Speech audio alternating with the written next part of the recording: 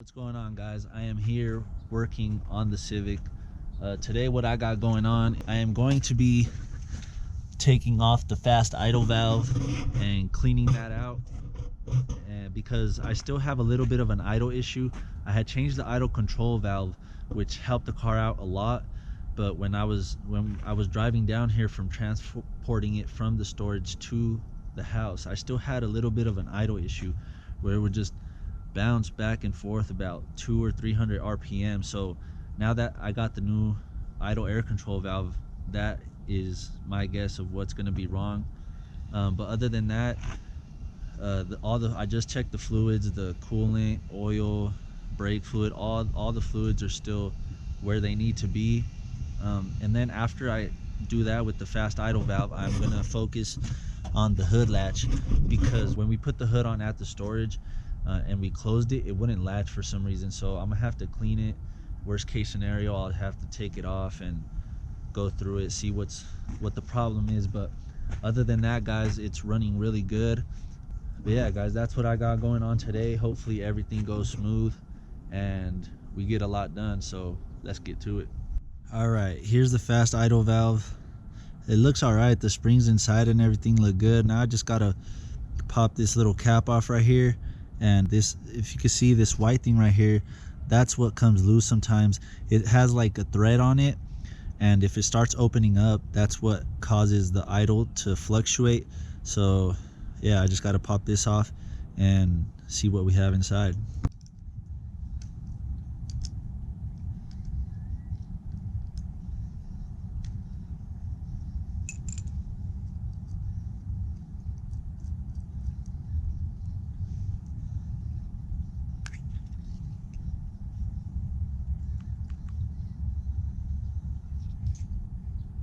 Well, so far it is a little dirty, but I don't think it's dirty enough to where it's messing with it.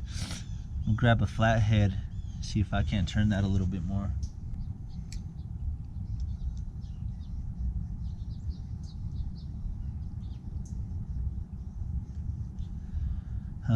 Well, it did.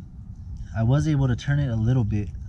Hopefully that is enough to, now it's pretty tight. Hopefully that's enough to where it fixes the problem. Alright, guys, the fast idle valve is back on. I tightened it a little bit. It didn't need too much. Hopefully that fixes it. Now I'm gonna see if I can't find out what the issue with this hood latch is.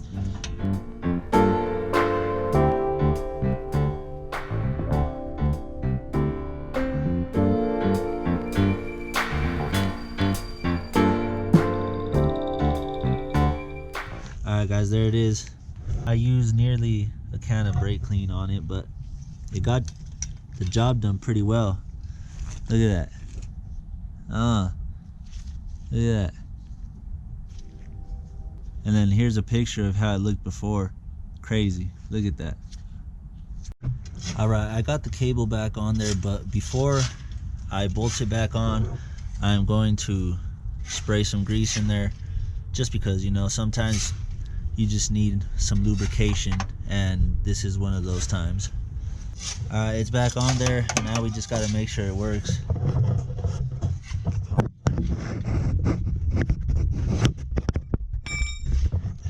Alright, let's see. Yes, sir. Yes, sir. Got him.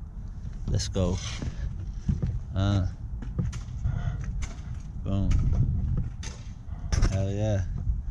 Now let's test the latch.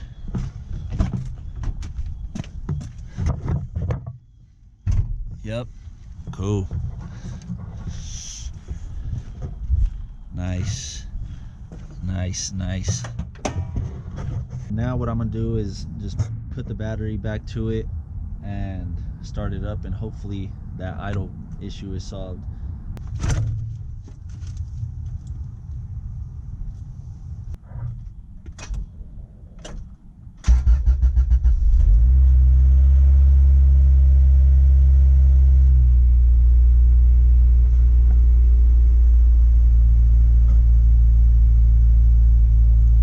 The idle seems to be pretty good right now.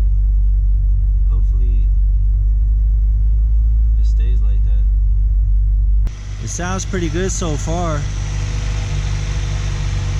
Once it warms up, I'm gonna take it out for a spin around the block, just here in the neighborhood, because I don't have any license plates on it.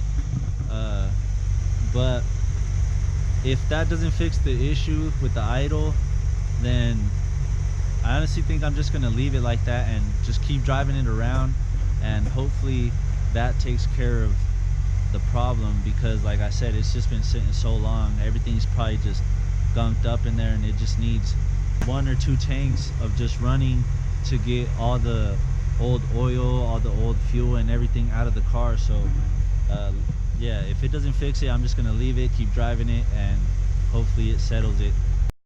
All right guys, so I just got back from driving it around the block. It rips. It still has a little bit of a idle issue, especially when I come to a stop. It almost like wants to stall.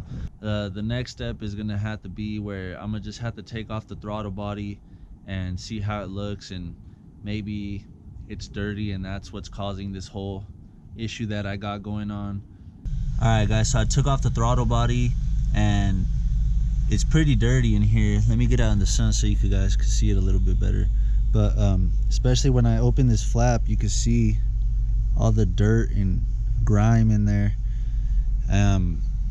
I did like one little pass on the plate right there with the rag, and look at that. I don't want to say that this is gonna hopefully solve my problem, because it seems like lately every time I've been saying that, it just leads to another problem, which I guess is good because I'm eliminating shit. But yeah, we'll clean this and see how it goes. So I got this clean, got a new gasket in there to make a better seal. I'm gonna throw it on, hook it back up, start the car, and see what happens. All right, everything's hooked back up. I just gotta throw the battery in it and start it, and hopefully it works. All right, so now the car is ready. What I'm gonna do is drive it around, and if cleaning the throttle bodies doesn't fix the issue, what I'm gonna do is come back, try to reset the ECU, and then, because I looked it up on a forum, so what they said, usually when you fuck with like the throttle body or any sensors that have to do with idle and fuel and shit, they said that you have to reset the ECU, that way it could relearn everything, and usually it's going to take about a tank of fuel for it to completely get back to normal. So yeah, we're going to drive this thing around. If it doesn't fix it, we're going to reset the ECU and just go from there. Alright guys, I just got back from driving it around and it's still having that idle issue, so I'm gonna go ahead and reset the ECU, and it's what they call the idle learn procedure. So we're gonna do that, reset the ECU. Once I reset it, I'm just gonna keep driving it throughout the week, maybe for a week or two, and not worry about it. And once we get through 1 tank or 2, then we'll come back to the issue if it's still there. Hopefully not, but yeah, that's what we're gonna do.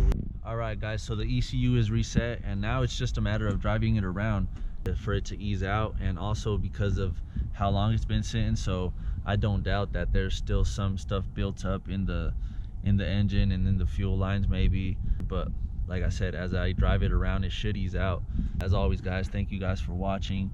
Like, subscribe, share with your friends, and see you on the next one. Peace.